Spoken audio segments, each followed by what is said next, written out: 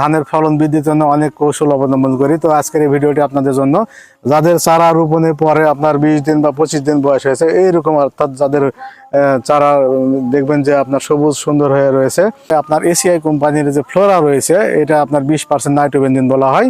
এই ফ্লোরা কিন্তু আমাদের ধান ফলন বৃদ্ধিতে কিন্তু পরীক্ষিত এবং কার্যকরী এর কিন্তু গুরুত্ব রয়েছে। তো এই ফ্লোরাটা যদি আপনারা স্প্রে করেন অথবা আপনার সারের সাথে দেন তাহলে কিন্তু ভালো ফলন পাওয়া যায়। তো কতটুকু দিবেন? দ্বিতীয়বার যে ইউরিয়া সার এখন উপরি প্রয়োগ করবেন, এই ইউরিয়া সারের সাথে আপনার 100 মিলি ফ্লোরা নিয়ে এটা আপনার ইউরিয়া সারের সাথে মিশিয়ে নিয়ে ছিটিয়ে দিবেন।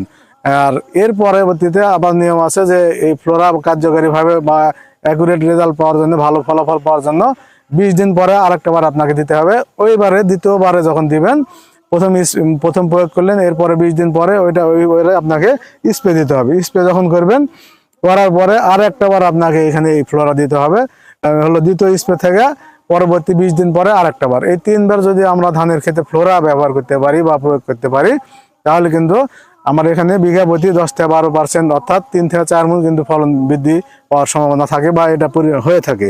3 লিটার পানিতে 3 মিলি বা 5 মিলি পর্যন্ত আপনি এটা দিতে পারেন। আর যখন আপনি ইউরিয়া সারের সাথে এই যে 20 দিন বা 25 দিন বয়সে ছিটিয়ে দেবেন, তখন এটা আপনার বিঘা প্রতি 100 মিলি হলেই হয়ে যায়। ধন্যবাদ।